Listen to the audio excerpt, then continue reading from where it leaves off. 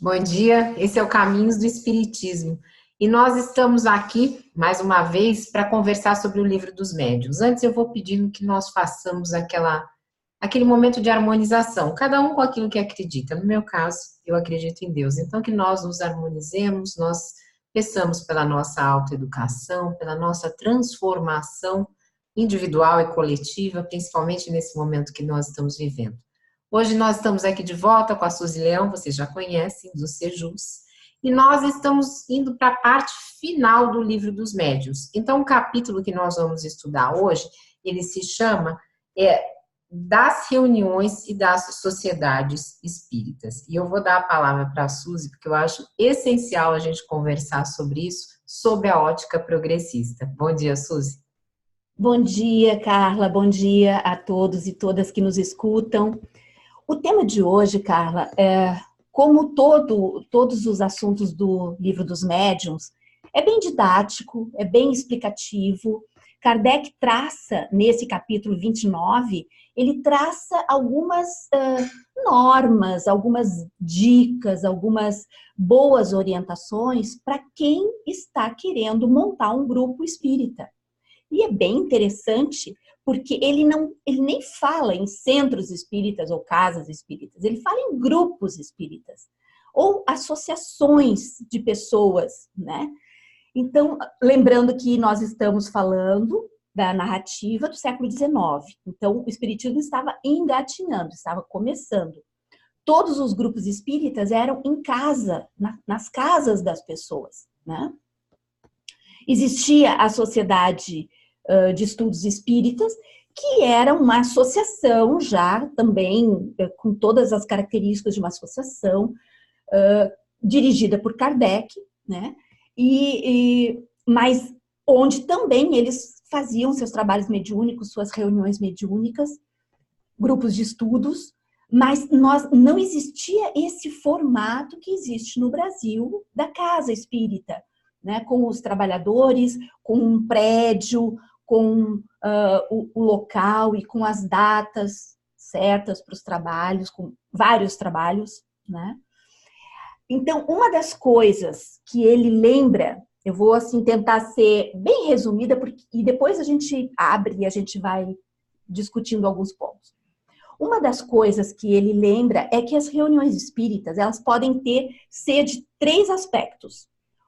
O aspecto frívolo, que é aquela só da brincadeira, né, das pessoas que se reúnem para brincar, vamos perguntar, vamos evocar um espírito, vamos fazer pergunta, se eu vou arranjar um namorado, se eu vou arranjar um emprego melhor, aquelas coisas bem assim do cotidiano da nossa vida mesmo, uma coisa mais banal, né?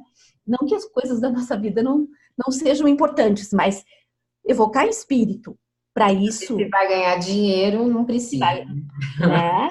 Evocar espírito para isso. Não dá, né? Kardec catagola... só um pouquinho. Gente, enquanto a Suzy toma água, deixa eu falar para você.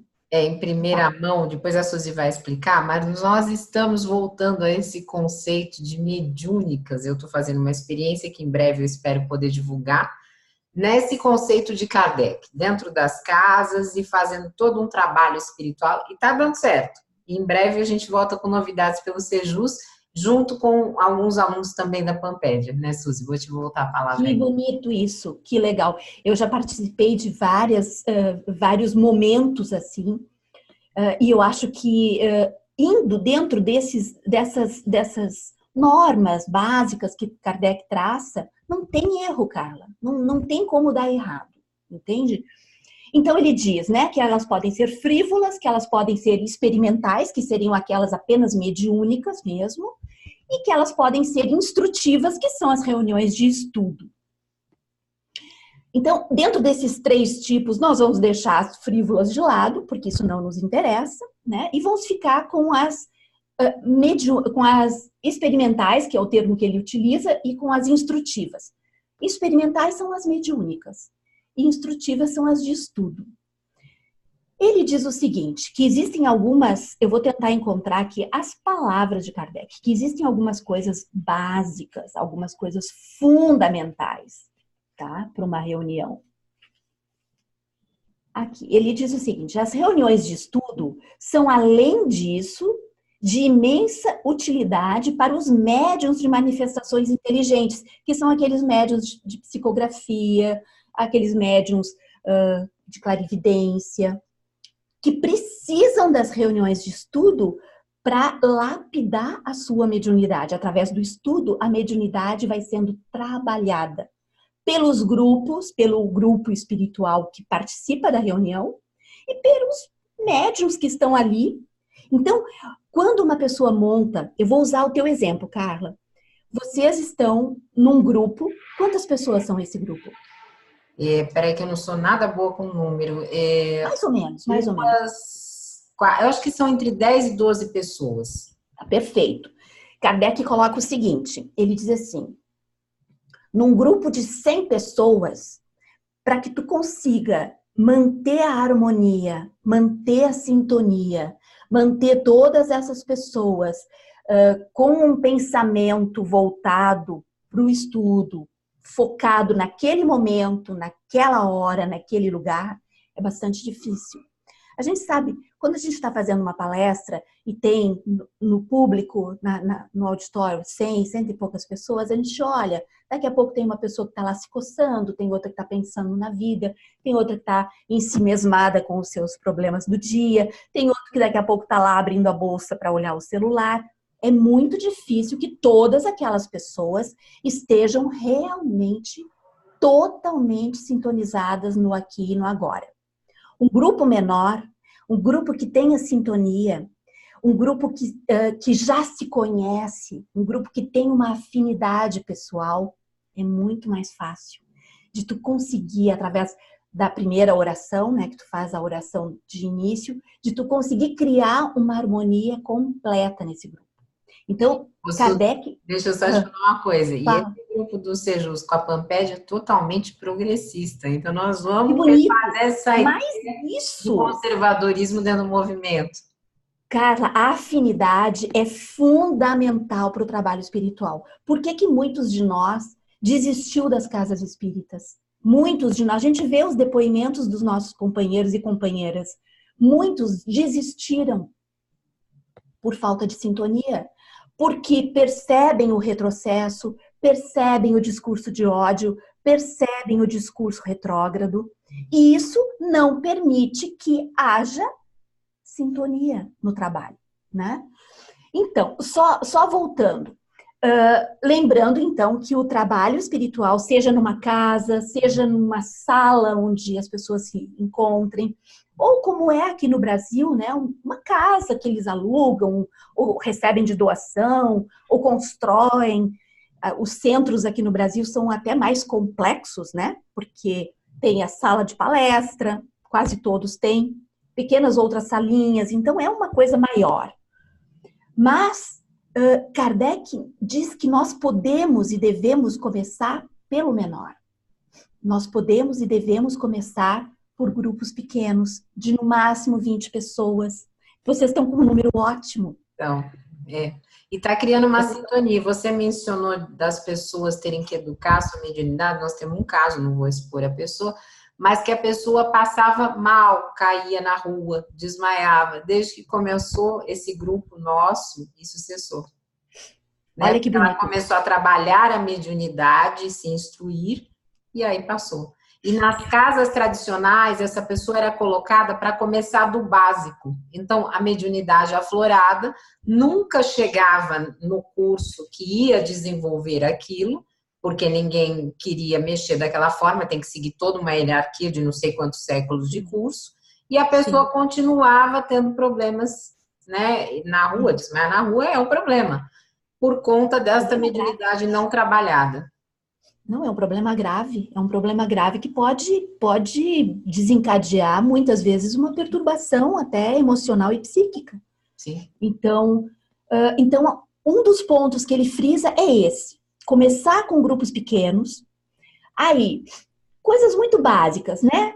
Ter um dia um dia específico, não aquela coisa de, Carla, a gente se reúne quando dá, Não. entende? É. Então, isso não funciona. Para os trabalhos espirituais, não funciona. Por quê? Porque quando nós nos reunimos, o grupo espiritual que vai se juntar a nós se reúne também.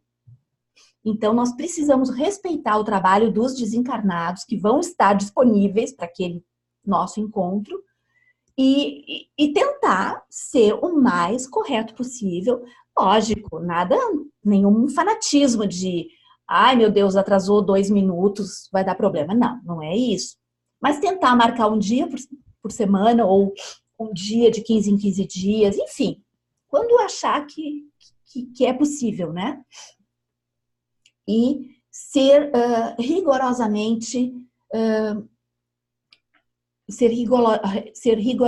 pontual nisso, nessa escolha do dia e do horário. Sim. Bem, olha que bonita essa frase que tem aqui. Uma reunião, falando das reuniões, ele não usa mesmo o número, ele não usa o termo de centro espírita, o casa espírita, né? Ele usa o termo de reunião espiritual.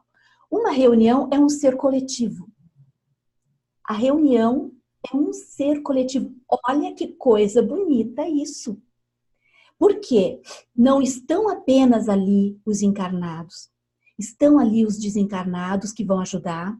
Alguns vão ser os mentores daquele trabalho. Outros vão estar aprendendo com vocês, né? Outros vão estar precisando de ajuda, vão estar ali para ser socorridos. E vocês, então, quanto mais sintonizados, quanto mais equilibrados e se conhecendo vocês estiverem, mais esse corpo, esse ser coletivo vai funcionar. Afinidade. Afinidade.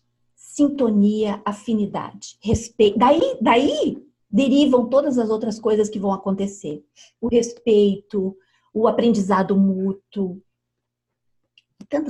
a admiração que vai ser desenvolvida de um pelo outro, né? Isso é recíproco entre encarnados e desencarnados também. Associação de pensamentos. Então, quando tem uma pessoa que não está bem pessoalmente, que ela está desequilibrada, nem é aconselhável que ela participe. Porque uma pessoa desequilibrada num grupo que é harmonizado, ela pode causar um certo estremecimento. Então, para preservar, digamos assim, a harmonia do grupo e para preservar a pessoa também, né? É melhor, então, que ela não participe, que ela receba irradiação, que ela receba os pensamentos, que ela receba tratamento, sem estar ali. Porque muitas vezes o desequilíbrio de um põe todo o trabalho ali do grupo, ainda mais que vocês estão trabalhando com mediunidade, né? Sim.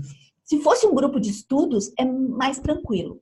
O grupo de estudos precisa também ter sintonia, porque uma pessoa no grupo de estudos sintonizada com, digamos, com sarcasmo, com arrogância, com egocentrismo, desvirtua todo o trabalho, né? É aquela pessoa que vai querer tomar a palavra do começo até o fim, não vai dar chance, vai zombar de quem não sabe, vai rir das perguntas.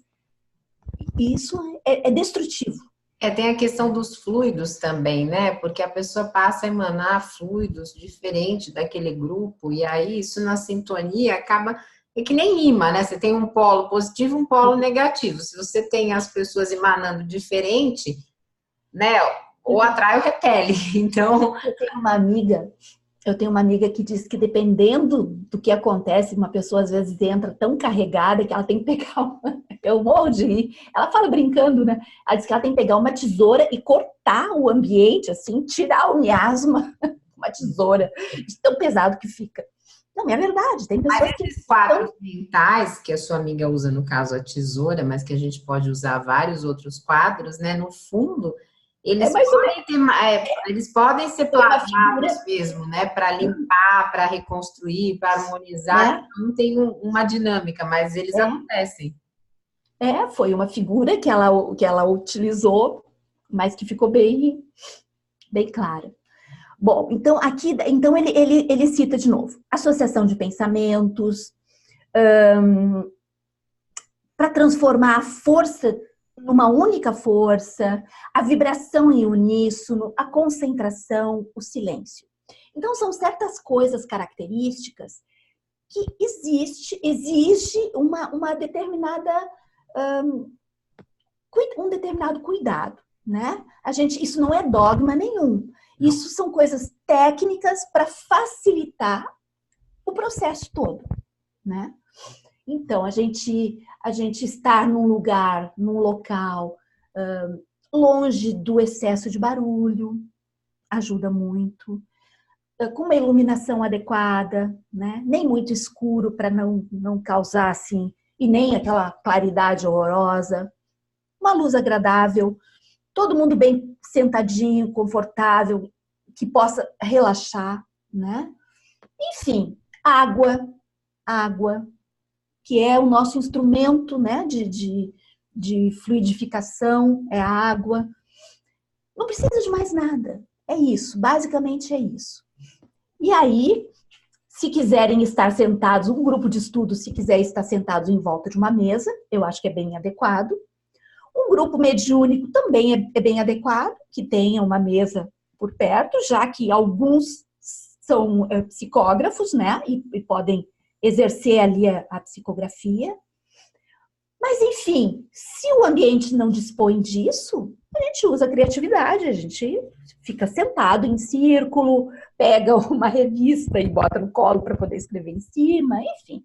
A gente convencionou, como é uma casa, né, onde a gente faz isso, a gente convencionou o seguinte: a gente senta pela sala, que é ampla, até para dar mobilidade para aqueles que vão conversar com os espíritos e tudo mais, e a pessoa que precisar psicografar tem um caderno, que é mais com capa dura para a pessoa poder bota no colo, ou ela vai até a mesa, porque também não tem nenhum problema da pessoa se levantar e até porque se convenciona muito em centros tradicionais. Muita rigidez. É que a roupa tem que ser não sei que cor, tem que ter luz azul e verde, aí a pessoa só pode psicografar num determinado horário. Não, é livre, os espíritos estão lá, eles comandam. Se você sente a necessidade de psicografar, né, Suzy? São eles que comandam. Claro que sim. Psicografe, né? Não tem essa rigidez. É uma coisa natural, né? Quanto mais natural, melhor é a reunião mediúnica. O negócio aqui tá vivo. Claro que sim. A questão é a gente tentar encontrar um pouco de, digamos assim, um pouco de conforto pessoal, assim, para que tu possa realmente sentar, respirar e dizer: agora eu estou aqui 100%. Eu estou nesse ambiente e aqui eu vou relaxar, eu vou me concentrar, eu vou entrar na atmosfera desse grupo. Esse é o caminho, né? Se o lugar é apertadinho, é amplo, se é uma casa simples, se é uma casa mais sofisticada, se tem mesas, tem cadeira, não importa. O importante é que todos estejam se sentindo bem. Daqui a pouco vocês podem estar sentados no chão, né? Eu já participei de um grupo onde nós nos sentávamos em almofadas no chão e a coisa fluía, entende? Então, é por aí. A questão toda é a gente tentar evitar cair em dogmas, mas tentar seguir um certo padrão de harmonia. É a única coisa, harmonia. Harmonia de sentimentos, principalmente, né? De pensamentos, harmonia de sentimentos e pensamentos. Isso é o fundamental numa reunião mediúnica. As pessoas estarem voltadas para aquele momento, para ajudar e serem ajudadas, porque não é hierárquica a coisa. A gente vê no modelo conservador uma hierarquia, né? Tem um termo que eu não gosto, inclusive, que é usado, que é vou doutrinar. Não, você não vai doutrinar, você vai dialogar, você vai conversar com outro espírito, até porque ele pode ser superior a você que vir te ensinar. Então, né? Então é essa questão de saber que é uma coisa horizontal e não vertical. Exatamente. Cada vez mais, né, Carla? Cada vez mais. Horizontal no sentido encarnados e desencarnados, no sentido encarnados e encarnados, porque muitos grupos acabam sendo dissolvidos por causa do ego. muitos grupos acabam se perdendo no meio do caminho, porque algumas pessoas se adonam do grupo, né? Tipo assim, não, eu vou ser então sei lá, o administrador do grupo. Eles até inventam alguns nomes assim. E aí aquela pessoa, o dirigente, Não, exatamente. nosso grupo é a alternância de tudo. O bonito, exatamente, o Não bonito tem do isso, a gente grupo. alterna a direção, alterna a sugestão, alterna a revisão de texto, de material, alterna-se tudo, até porque está todo mundo preparado para fazer isso. O bonito de um grupo, exatamente, o bonito de um grupo é que todos tenham a oportunidade, né, de fazer a oração, a prece no início, a prece de abertura, de fazer a prece de encerramento. Então, quando um faz a prece de abertura, o outro faz a prece de encerramento, o trabalho seguinte muda, né?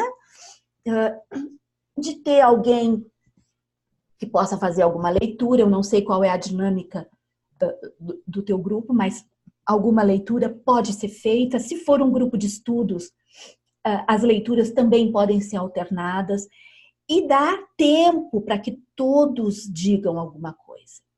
Isso é fundamental.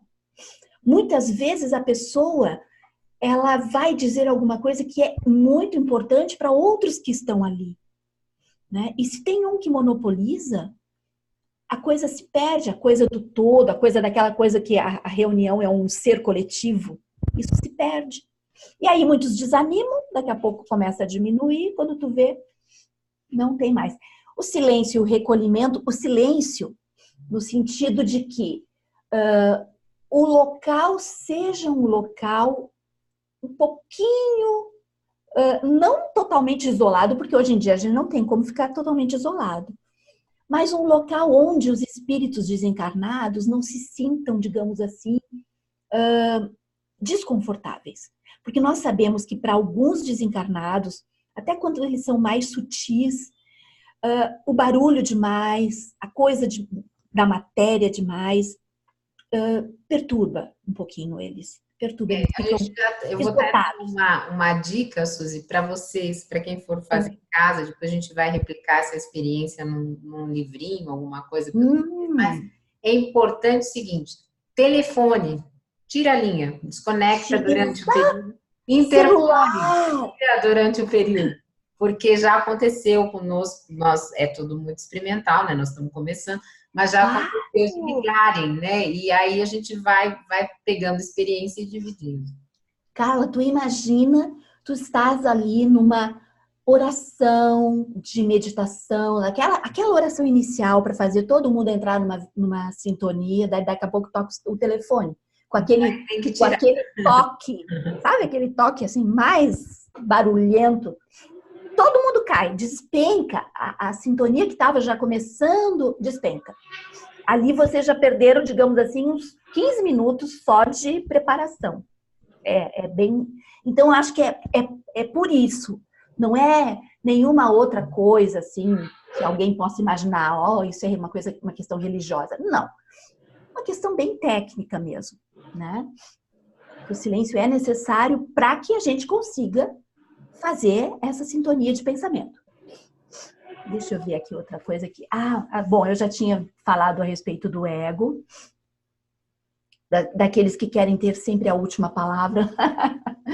E uma coisa que ele fala também, Carla, é que os grupos não se prendam a mentores. Aquela coisa assim, olha, o espírito se apresenta como o bambambam, eu sou superior, eu sou isso, eu sou mentora.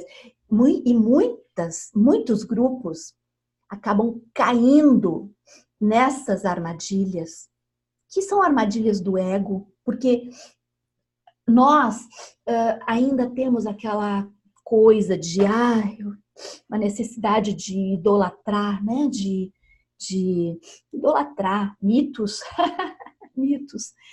E algumas entidades, alguns espíritos, alguns desencarnados percebem isso no grupo.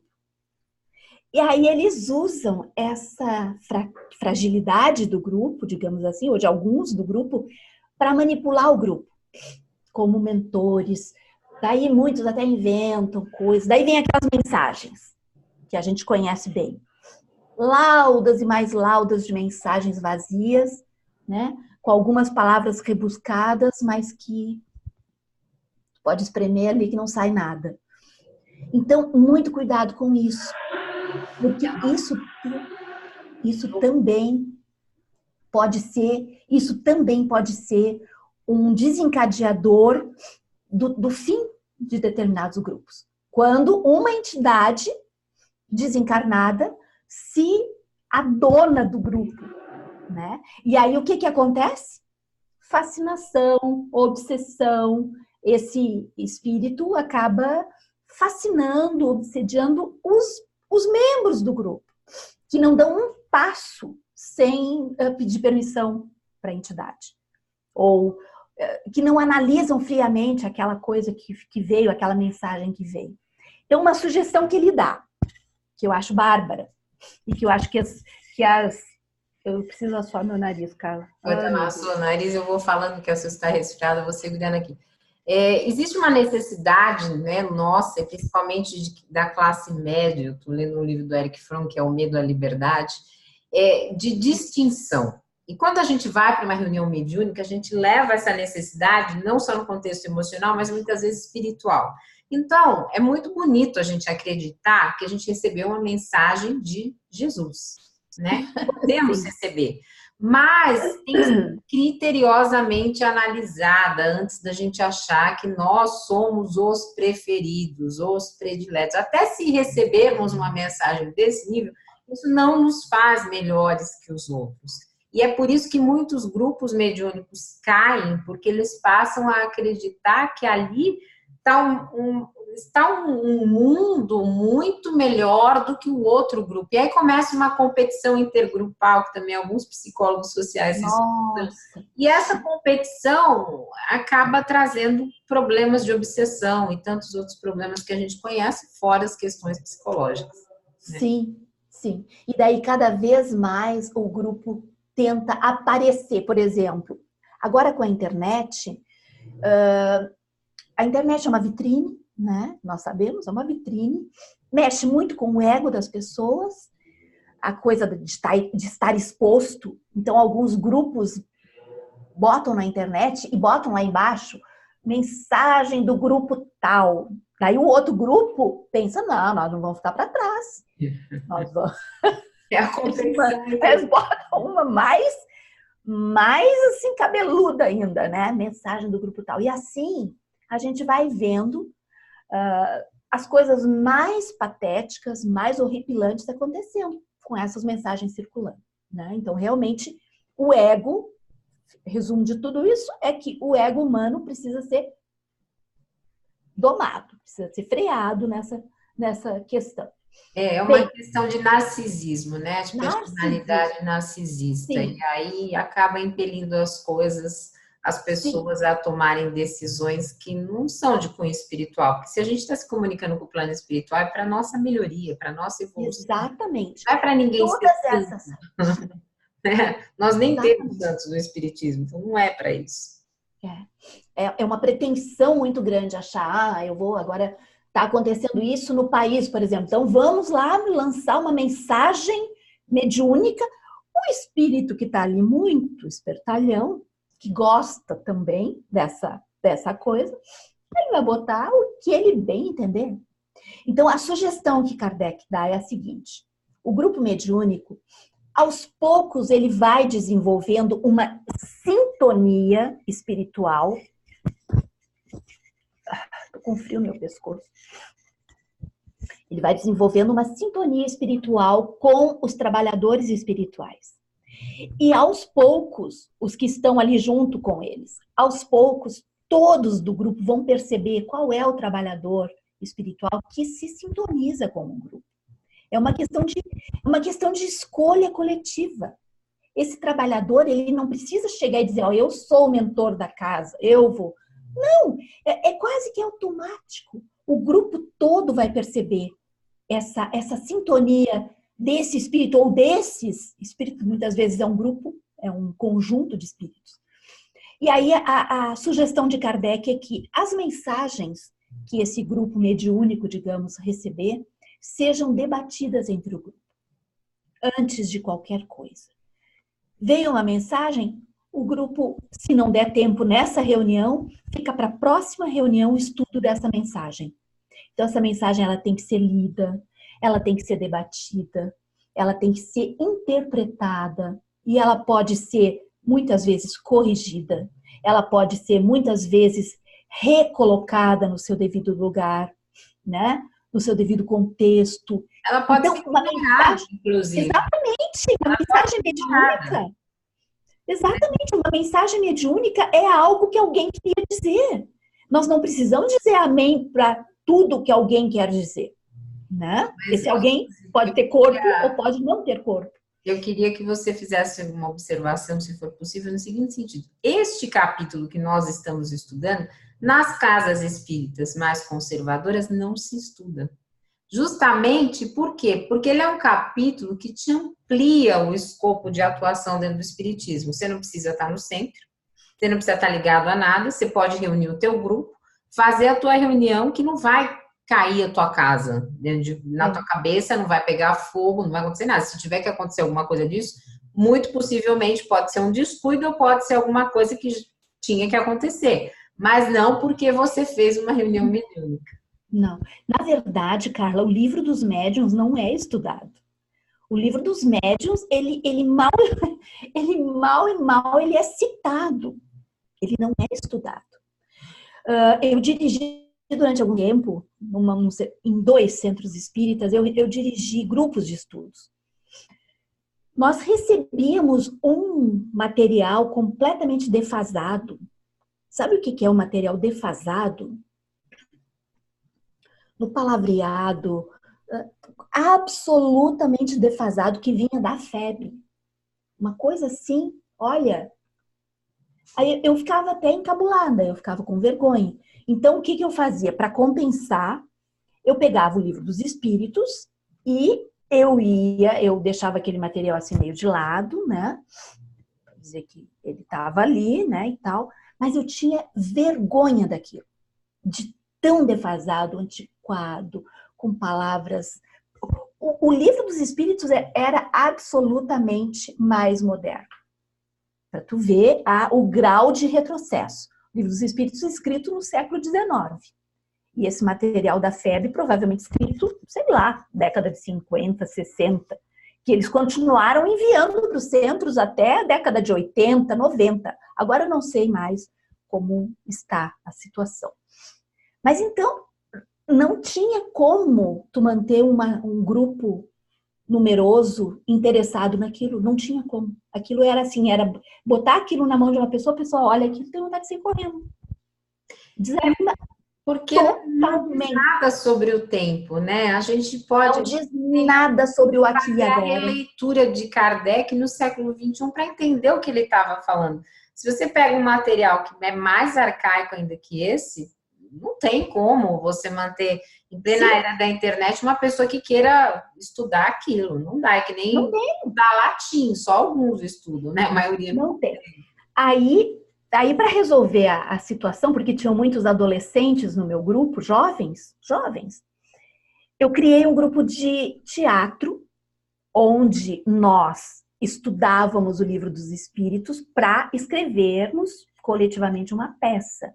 Foi a maneira que eu consegui de fazer alguma coisa lúdica para manter a atenção desses jovens. E foi, durante uns 2 anos, esse foi a forma, né? Usando o livro dos espíritos, então nós fazíamos a peça de teatro, onde ia ter o desencarne, onde ia ter reencarnação, onde ia ter umbral, onde ia ter obsessão, todas as coisas, e nós buscávamos aí no livro dos espíritos o subsídio para poder escrever a peça coletivamente.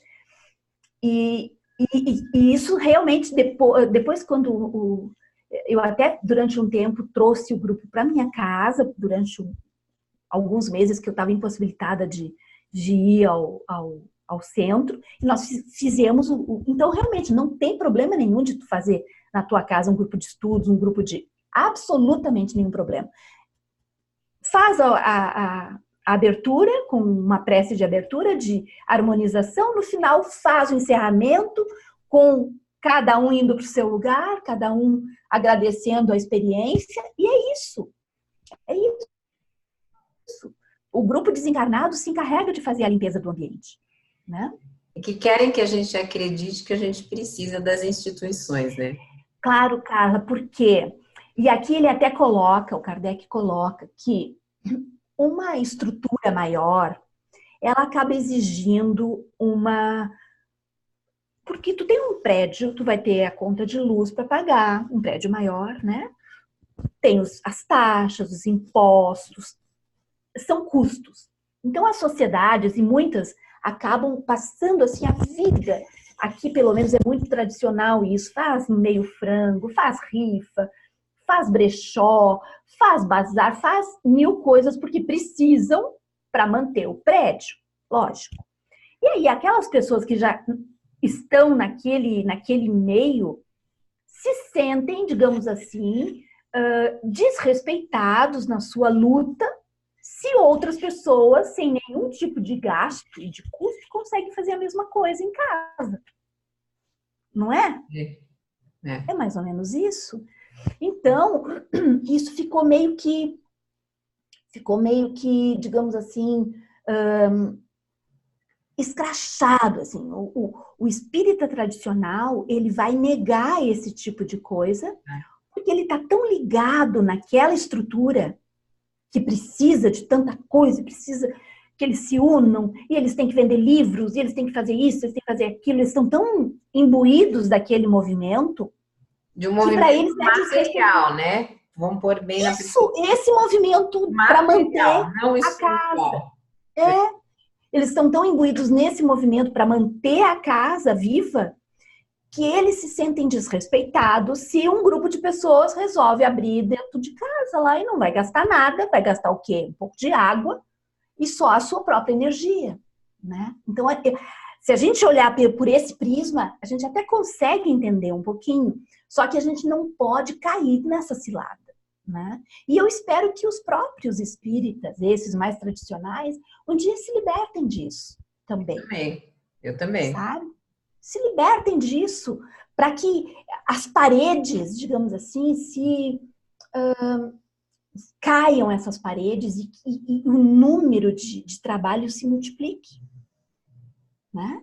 Porque isso já vem de tanto tempo, né? Lá no Sejus, no canal do Sejus, a gente está estudando o Espírito e o Tempo. O próprio Kardec, na Revista Espírita, no primeiro volume, acho que de 1858, ele coloca que essa comunicação com os espíritos, gente, vem lá de séculos e séculos e séculos atrás e está na Bíblia.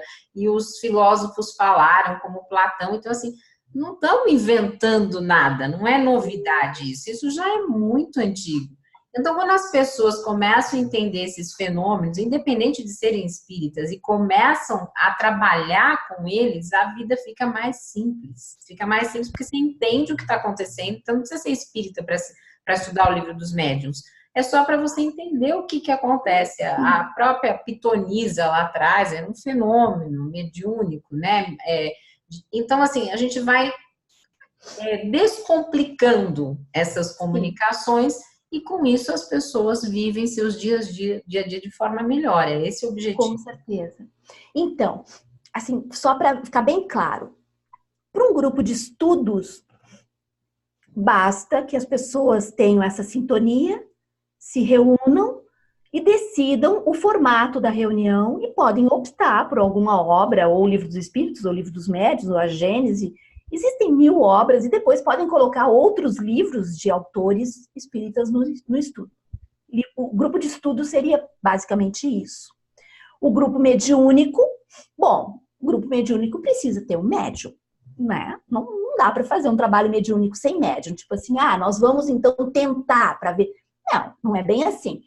Pelo menos um médium já que saiba que é médium, né? Mesmo que ele não seja muito prático, precisa ter, né? Então, um grupo mediúnico precisa ter um médium.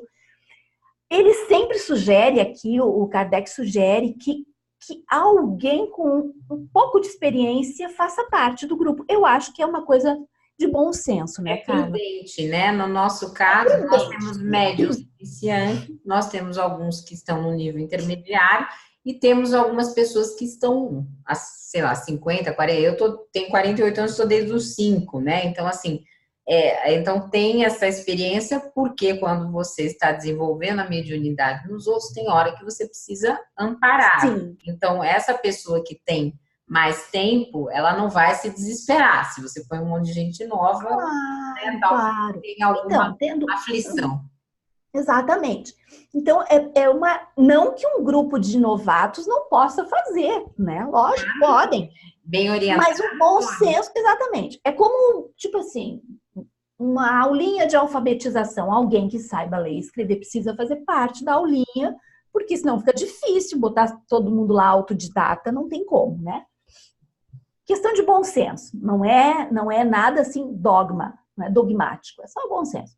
Ele colocou aqui uma regrinha, não, itens que ele aconselha que façam parte de um encontro, de um trabalho mediúnico ou de estudos. Primeiro, a leitura das comunicações espíritas, eu achei isso bem engraçado, até bem interessante. A leitura das comunicações espíritas recebida na sessão anterior para fazer a discussão, né?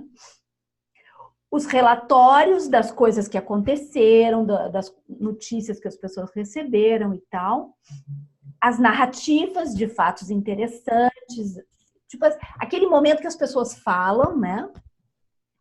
E depois, então, o material do estudo, que podem ser os ditados, que podem ser uma leitura, que pode ser também feito ali a evocação. Então, isso já passou, aqui ele nem coloca a oração de abertura e a oração de encerramento. É só o meio da reunião, né?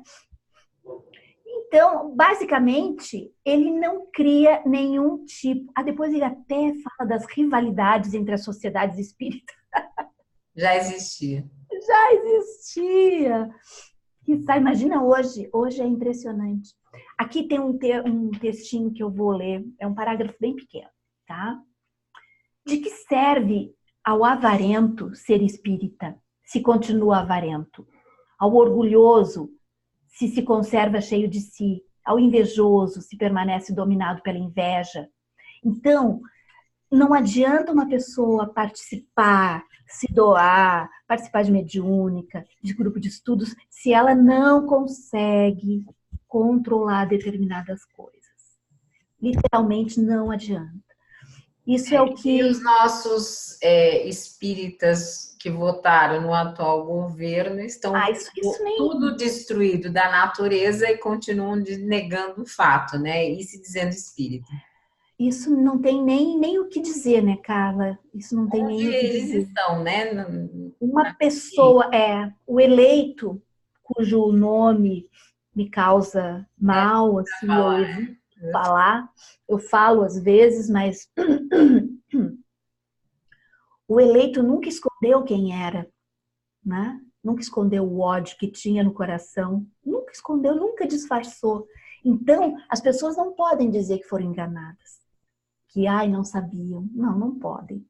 Né? A gente tem internet, a gente tem os meios de comunicação todos, a gente tem YouTube, a gente tem tudo para provar que todo mundo sabia, né? Todo mundo sabia.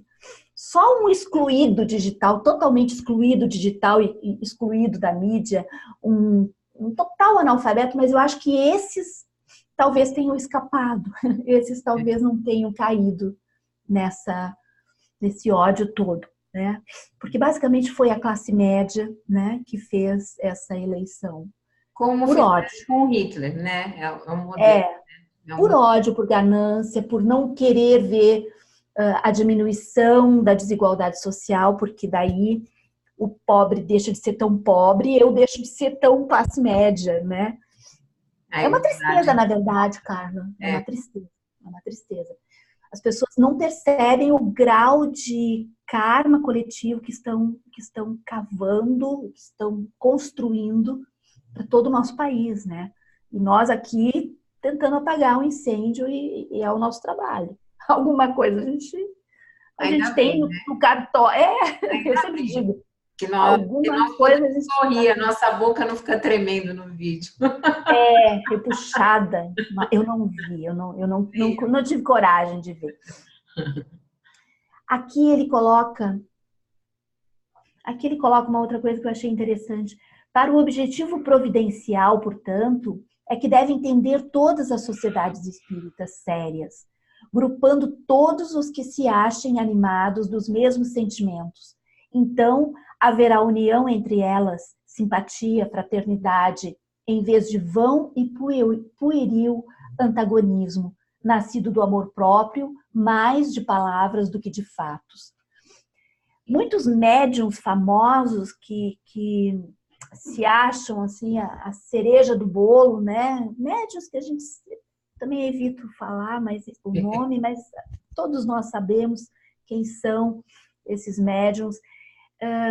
Esses médiuns, eles extrapolaram todo tipo de narcisismo, de egocentrismo, e eles tentam canalizar para si próprios toda essa corrente, essa dinâmica de pessoas que buscam o espiritismo por aprendizado, ou por curiosidade, ou por mediunidade, ou por necessidade. Então, eles querem capitalizar para si tudo isso. Eles não deixam as pessoas crescerem, eles não deixam as pessoas evoluírem, porque eles querem manter essas pessoas como rebanho, né? Como o gado mesmo. Você sabe que dentro de casas conservadoras é muito comum isso, né? Você vai até um certo patamar. Quando você começa a atingir destaque, sempre tem alguém que vai te tirando, né? Eles vão te tirando dos trabalhos, sim, vão te mudando, encostando em outro. É muito comum isso, que é tipo assim, não voa. Fica aí com as suas asinhas quebradas, né? Fica aí que eu quero. E aí você tem que ter a sensibilidade de falar, olha, então meu voo é livre, eu vou sair daqui e vou voar em outro lugar. Há muito tempo eu decidi fazer esse voo solo, digamos assim, né? Porque eu percebi que era muito complicado, era muito difícil. Essa coisa do grupo de teatro, eu tive que trazer para minha casa, mais ou menos por isso, por ser uma iniciativa assim tolerada apenas, né? Não incentivada, foi apenas tolerado assim, né? Mas enfim, eu acho que esse é o trajeto da coisa, né? Que bom que nós ainda temos algo para salvar, na verdade, né? Pior seria se a gente já tivesse num estado de coisas onde tudo já tivesse sido completamente dominado.